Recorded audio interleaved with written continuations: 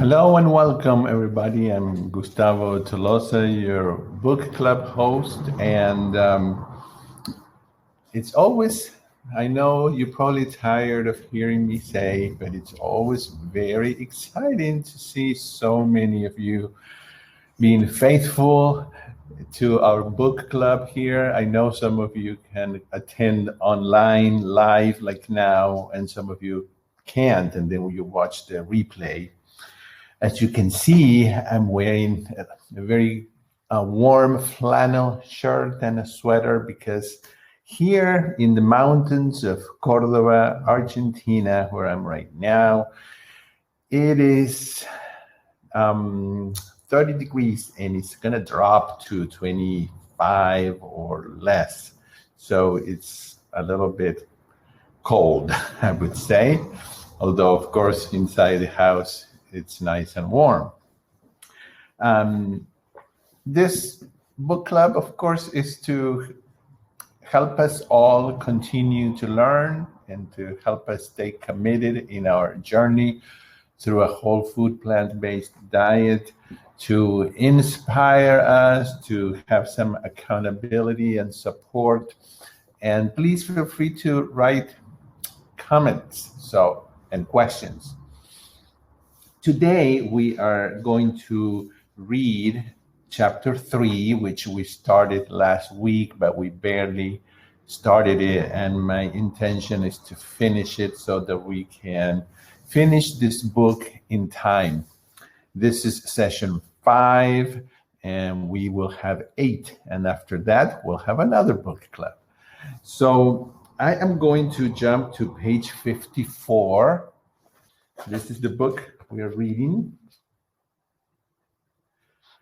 And at the end, we will have a short but nice cooking demo with a recipe from the book, and I will make an announcement. So page 54. In this page, I like to highlight the fact that Chef AJ says that for someone who is jumping into this, program, the Ultimate Weight Loss program, and they're coming from a standard American diet, it may be overwhelming to think about all that they will need to give up and the new types of food that they will be eating. So she says that she encourages people to think about 3 weeks only, because almost, everybody can do almost anything for 3 weeks. And I think that is the approach that a lot of people take, a lot of doctors, a lot of programs like this. Just focus on 21 days, and then after that, you can, based on what results you've gotten, you can decide if you want to continue or not. So that's important. And another thing that she recommends is getting a journal, and it needs to be one that you write in with pen and paper, not those that are computer apps. And this is important because your brain gets more involved in the process when you actually write and not type. So if you're doing this and you're beginning, I think it's a very good idea to do this. Or if you're, if you are already ongoing, it might be good to keep a sort of a diary.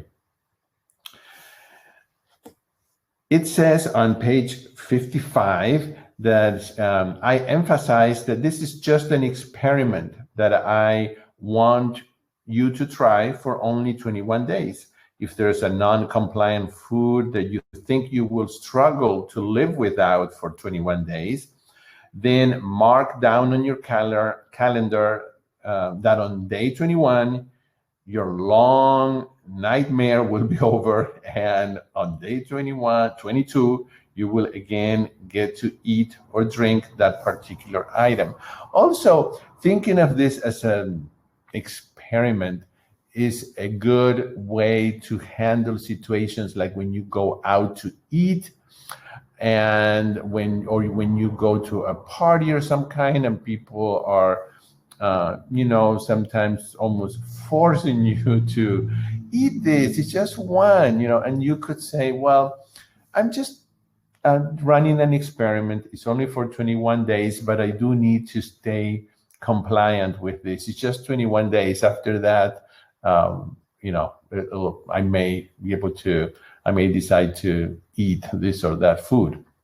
I'm going to turn the page to page 56, and I will answer some questions that you're typing here. And she says at the top of the page, it is crucial that you fill out your daily food journal every single day. This is especially important for someone like Chef AJ. I have done it and do it every now and then where you coach other people. If we are coaching other people, we need to know even a little crumb, whatever, every single thing that we eat. And believe it or not, food addicts, we all magically forget that we had that one, this or that. But when we write it down with our own hand, we're aware exactly of what's going on. So she says that it is I cannot tell you how many people have seen weight loss achieved, often for the very first time, once they started writing down what they actually ate, and you become more accountable. Research shows that people who log their food lose about 50% more weight than those who don't. So this is important. This is research done with thousands of people, and it shows that you can lose 50% more weight if you actually write down what you eat every day. Then on page 57, my private clients send me their food logs every single day while we are working together, and the participants of the Ultimate Weight Loss Program are encouraged to log their daily food on our private online group page. Most of them do this simply by taking pictures of their meals, but I urge people, especially at the beginning, to write it down by hand. One of the things I have noticed is that when people relapse on this program, the first habits they abandon are logging their food and eating vegetables for breakfast. So here's my next thing. If you had to summarize this whole chapter, chapter 3, into one thing and one concept, what would that be? What do you think? If you read the chapter, how would you, because Chef AJ mentions it so many times, what would be the one thing that she stresses over and over and over in this chapter 3? Let's see if I can see some good students here write the answer.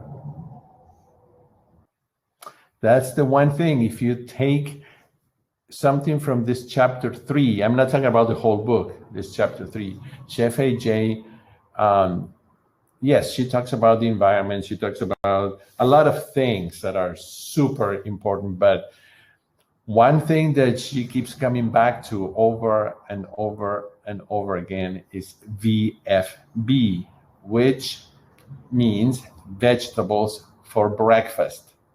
So let's go there, and I'm going to go to page 58.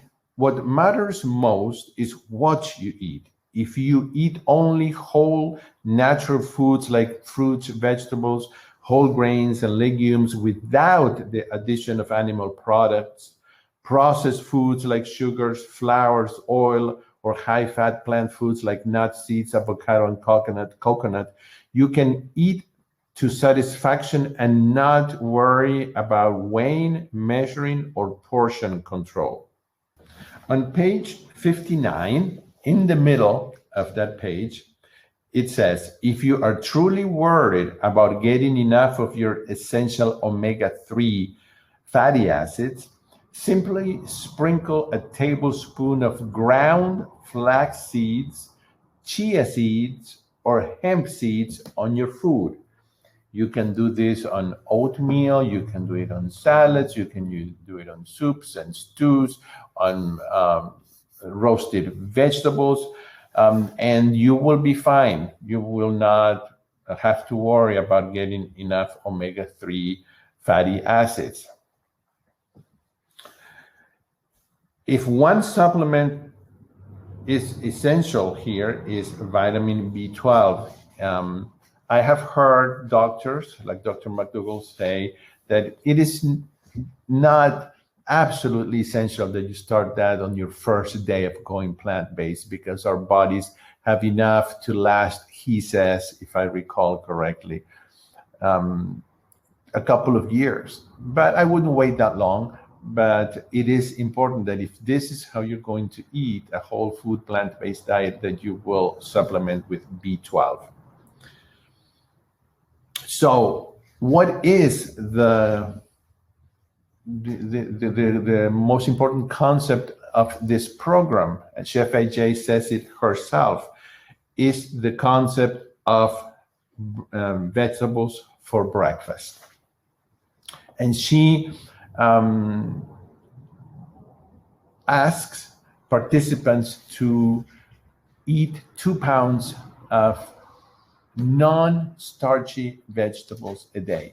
One of those 2 pounds is in the morning. I know it sounds like a lot to say a pound of vegetables, but actually a pound of Brussels sprouts, if you roast them the way one of the recipes that Chef AJ has here with balsamic Dijon glazed roasted Brussels sprouts, that is 2 cups.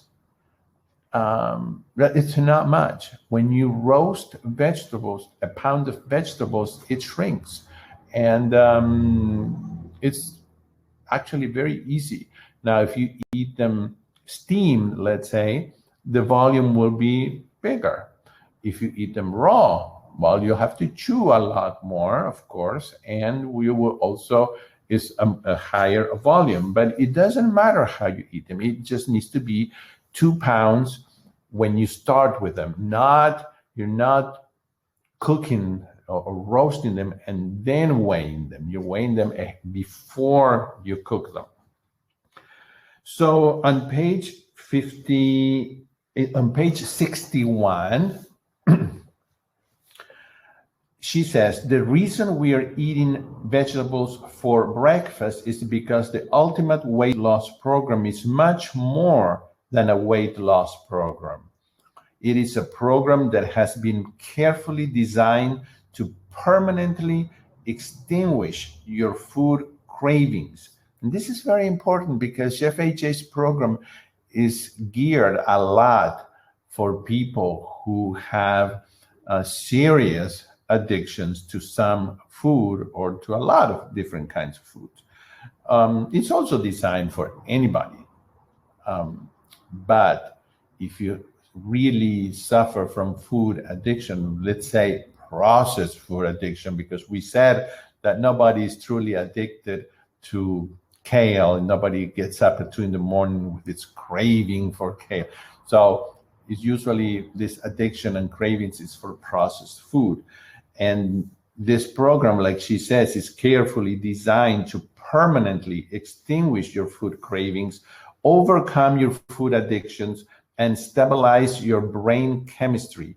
And starting every day with at least 1 pound of non-starchy vegetables will be essential to your success.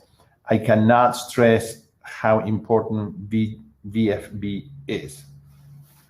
I know that Chef AJ eats 4 pounds of non-starchy vegetables, but you can start with 2. After you have had your 1 pound of vegetables in the morning, you can then later on, or right after it, eat your baked sweet potato and broccoli. You can eat your beans. You can eat your starch. On page 62, she says, the earlier in the day that you activate that sweet taste, even with something healthy like fruit, the more you will crave sweets all day. And that is true. So if at the beginning of the day you started with creamy oatmeal with a lot of fruit and maple syrup or whatever, you're setting up the rest of the day, you will be craving um, sweets. Vegetables, especially the dark green leafy vegetables, stop these cravings in their tracks. I like that. I like that because it is true. So when you eat your green leafy vegetables, it really stops the cravings on their tracks. Remember, when the taste receptors in your gut are activated by the compounds in bitter foods, they release hormones that trigger satiety. Let greens be thy medicine, she says. Now, the second paragraph of page 62, I have put a star there because I think it's very important. Other programs simply encourage you to eat less of any problematic food that contain sugar and flour, or change the type of them you're eating and use the non-caloric sweeteners like stevia and others. Okay, listen to this. Advising a person addicted to refined carbohydrates, to merely change the type of sugars and flours he or she consumes is like telling an alcoholic to get sober by drinking less beer instead of vodka. Instead of drinking light beer, I'm sorry. And so it really makes no sense. You have an alcoholic and you're going to, can you imagine in AAA? Says, well, you can really overcome alcohol addiction. It's just that instead of drinking vodka, you can have light beer. Or if you had lung cancer, would you ask the doctor what is the optimal number or the best brand of cigarettes to smoke? Are you beginning to see how ludicrous this is? On page 63, she talks a little bit about traveling. I know that some of you may not travel as much. Of course, nowadays, I don't think none of us are traveling as much. But when you travel, sometimes it is a challenge to eat your greens. So Chef AJ says at the bottom of page 63, when I am traveling internationally and absolutely cannot get the vegetables for breakfast, I travel with a green powder such as Vita Mineral Green, and I drink it with water. When I say that word, I want to say Vita Vitamin, but it's not that. So on page 64, on the third paragraph, in the third paragraph, she says, you may not like eating vegetables for breakfast at first, but you are an adult and you don't have to like something to do it. I absolutely love this paragraph of page 64. Keep it in mind, highlight it. Hey, I don't like going to the dentist, but I still do it. Why? Well, because I dislike the consequences of not doing it even more. But let me tell you this, as you do it, you will begin to like it. I can promise that you will like vegetables for breakfast more than going to the dentist. Well, maybe you do like it. I don't. Once you set what eating these miraculous vegetables does to your waistline and brain chemistry, it's almost magical. Once you make eating vegetables for breakfast a habit, you will learn to love it. People actually develop taste preferences for what they habitually eat. And that's very true. At the beginning, I could not even think of eating vegetables. Well, the only vegetable for breakfast that I would eat or that I had eaten before were hash browns, but that's about it. But you do, if you do it every day, you do get used to it. On page, let's see, 68, no, 65, sorry. On page 65, she says, I am suggesting you eat 100% of your calories from unrefined whole plant food. Your taste buds will adjust, and so will your brain chemistry. But what if you hate vegetables? Well, she says, start with the ones that you hate least. Just like saying, I hate exercise. Well, many times I've been told, just do what you hate less. And for me, is walking. Okay. So you can Google non-starchy vegetables, which I did today just to prepare for you here. Let's see. And boy, will you find a long list. Okay. So in this list, you'll find something that you like. So some of the things, I didn't write down all of it, but some of the things it said was zucchini, Brussels sprouts, broccoli, kale, mushrooms, cabbage, cauliflower, onions, peppers, all kinds of greens, green beans, no peas, carrots. So you've got to find something there that you like. She says to look at page 123, where she has the recipe for balsamic Dijon roasted Brussels sprouts. Even people who never liked Brussels sprouts before, and she says myself included, absolutely love this recipe. It's good to make roasted vegetables ahead of time because you can put them cold on your salad. You can eat them as snacks. You can put them in soups. You can, eat them for breakfast. So make enough, she says, because the aroma of roasted vegetables is very enticing. So people in your house who may not be doing the program will probably eat them and you won't have enough. So I usually like to put 2 big pans of those vegetables in the oven. You can just have them cut the night before. You can even buy them already cut. First thing you do when you get up in the morning, put them in the oven and then go do your stuff. You go take your shower, shave, do your makeup, whatever, get dressed, and they will cook. Or you can cook them the night before and just warm them up in the morning. She says that zucchini, and I agree, is one of those vegetables that don't do well in the Instant Pot. They get really too mushy. So usually they're steamed on the regular stove. But otherwise, greens do well in the Instant Pot. And also sauteed are wonderful. A great breakfast is to saute an onion, water saute. If you have mushrooms, throw in a few mushrooms and then chopped kale that you could cook before, or just like that. You can just throw in there and cook it. That's one. And then you can put your favorite balsamic vinegar on them, and that's great.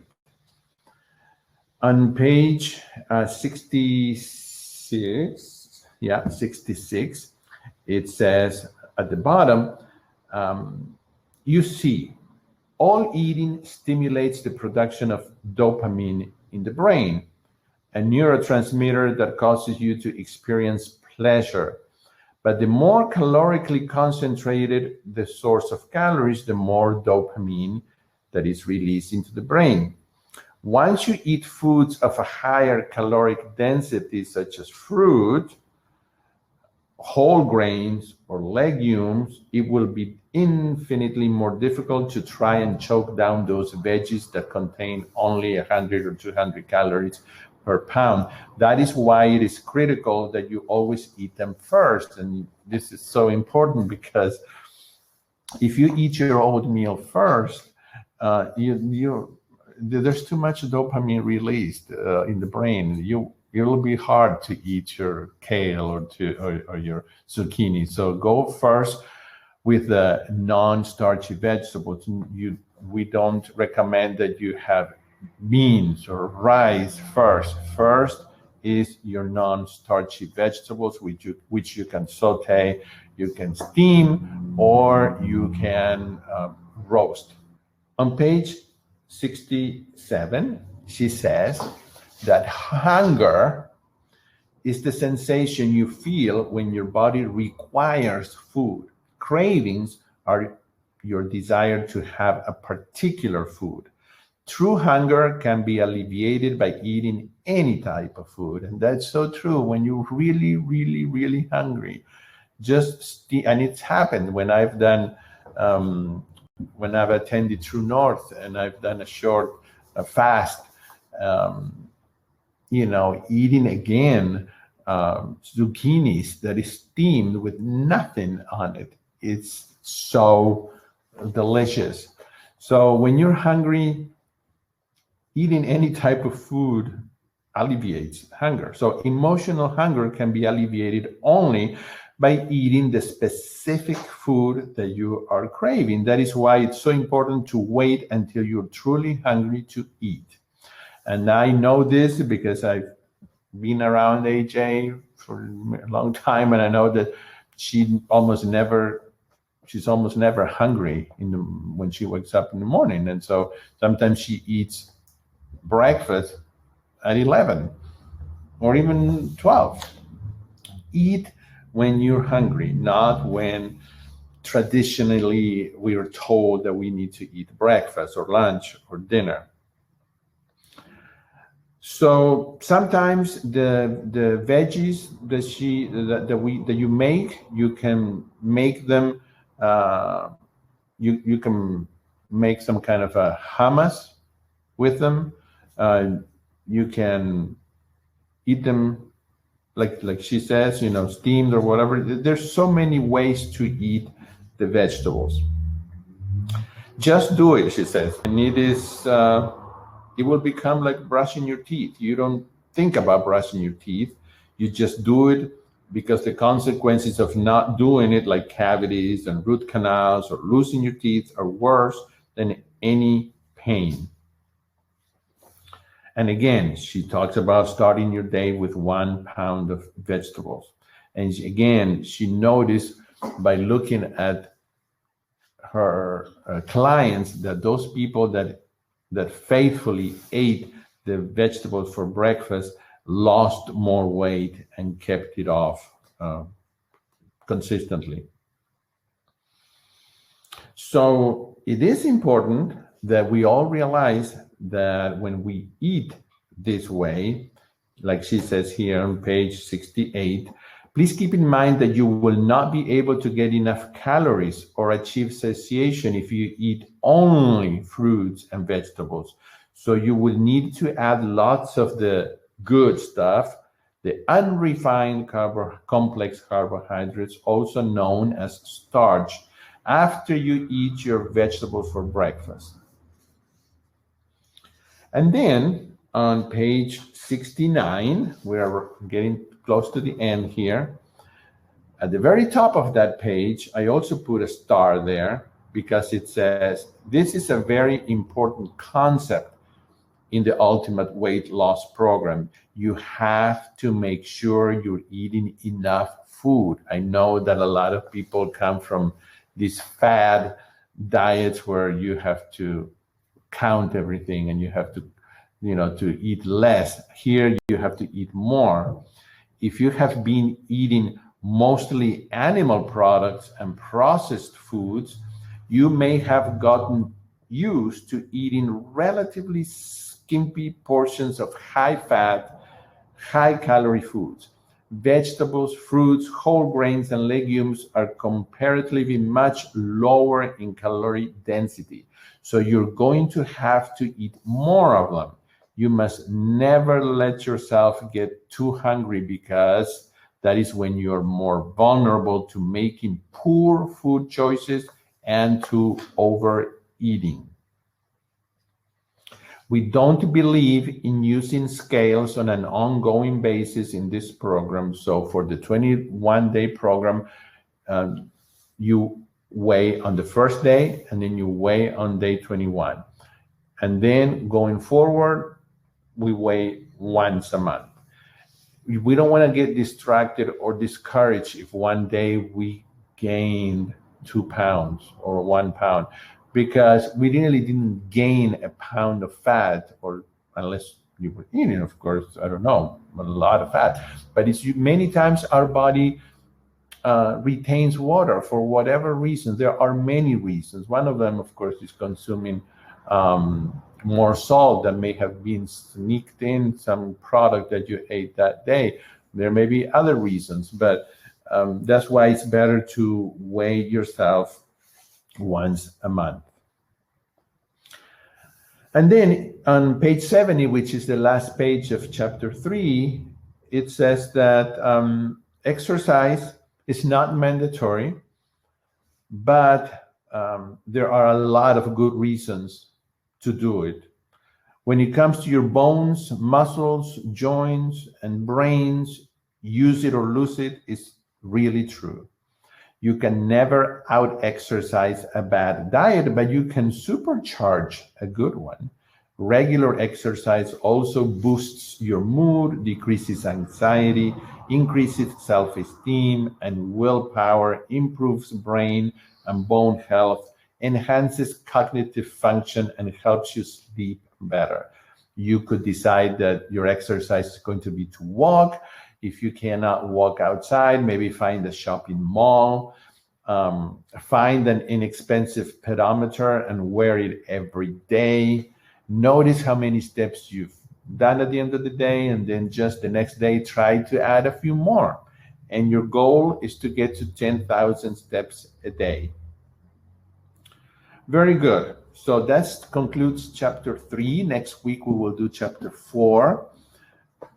And I want to tell you that this week is going to be an exciting week, because I have 2, perhaps 3 very good webinars. I cannot announce it yet, but hopefully when you get this replay in the email, you will have the links to register for these webinars. I promise you, you will be happy to see who I will be interviewing. Hopefully these 2 guests will confirm to me soon, today or tomorrow. And one of them is going to be a Cooking with Gustavo webinar. And let's see what you're saying here. I wish all of us were there together in Argentina. I wish that too. When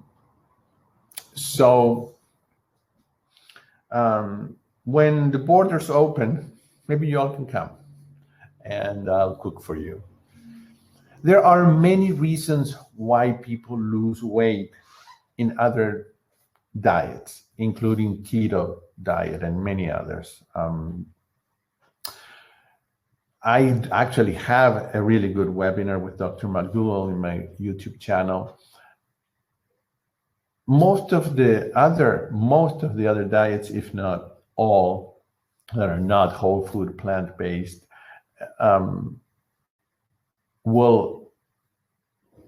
all tried it. Before I started eating this way, I think I tried, 20 different diets. And as you all know, you lose weight. And then, because they're not sustainable, most people will gain it back and some more.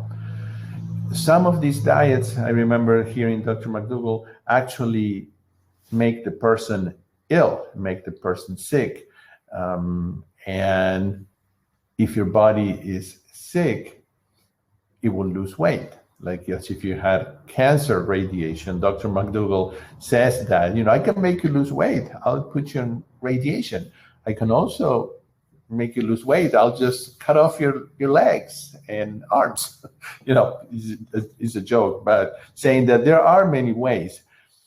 What we are striving, I think AJ said it in the book here and all the other books that I read, is to lose weight in a permanent way with a way of eating that is health promoting, that will actually make us healthier, boost our immune system, give us better skin, better bowel movement, better overall, strength, energy, a lot of good things. So, but we could talk more about why people lose weight in other diets in another session here.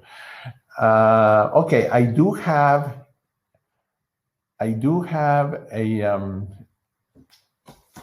cooking. I chose a recipe I wanted to try this week, and I want to share that with you.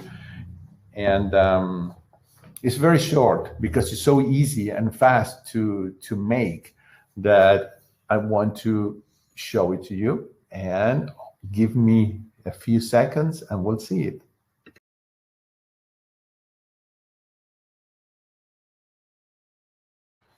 It's the sweet potato and asparagus bisque.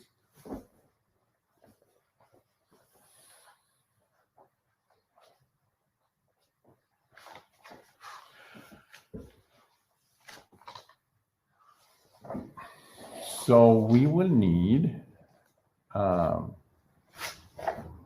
asparagus, of course, and we also have onions.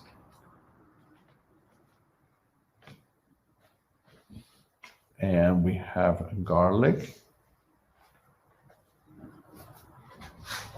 Let's see. So there go the onions. That's one large onion. I chopped it a little bit. Then we have 1.5 pounds of asparagus, 6 cups of non-sodium vegetable broth or just water, 2 pounds of orange sweet potatoes. Then we will also have, I had cooked them ahead of time because I had them roasted for just eating, but you can put them raw. 8 cloves of garlic. Then we will need 2 tablespoons dry dill, 2 tablespoons Benson's Table Tasty or your favorite salt-free seasoning, 4 tablespoons of salt-free stone ground mustard,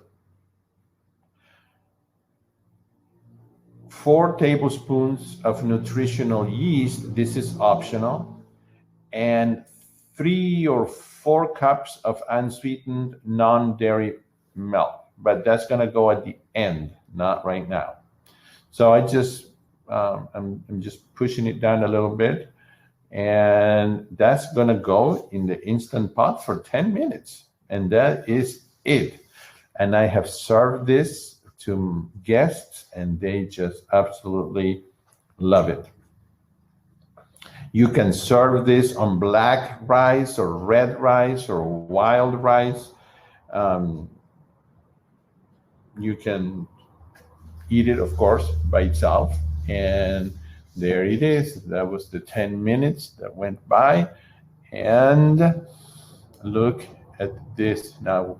Okay, we're going to open it, and I'm going to add the vegetable milk.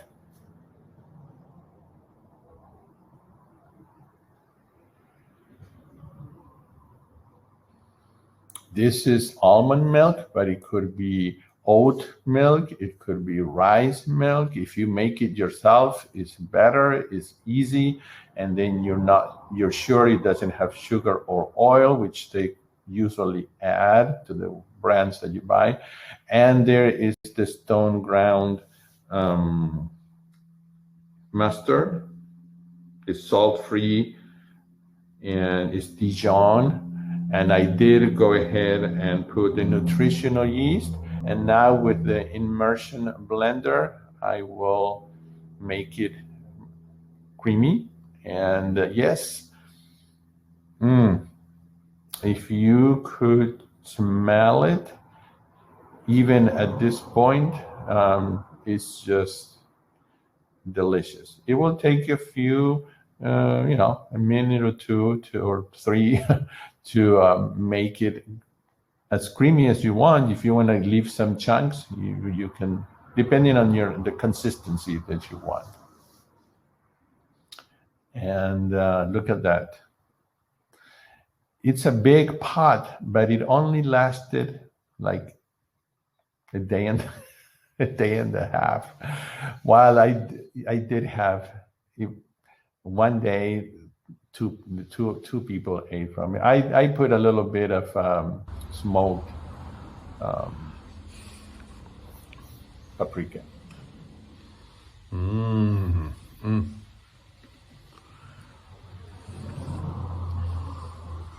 I have never made this soup, and it is instantly become one of my favorites. Like asparagus. Who doesn't like asparagus? Please don't tell me you don't like asparagus. Please don't tell me you don't like asparagus.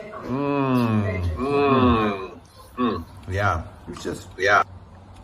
it's very comforting, very creamy, and very delicious. So please try it. I hope that you enjoyed this session 5 of the book club, and I will see you all next week on Sunday. But I hope that you will be able to register for those webinars that I will be announcing, and that I think you will enjoy and learn so much from them. So have a wonderful week wherever you are. Let's stay compliant, and including me, let's make it this week for 7 days. Let's make it our goal to eat our veggies for breakfast. And remember, these are non-starchy veggies, 1 pound.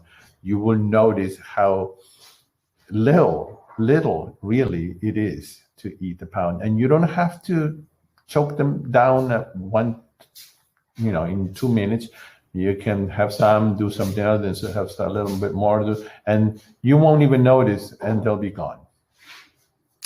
I think it's important to have some really good balsamic vinegar, although it's not totally necessary, but that helps.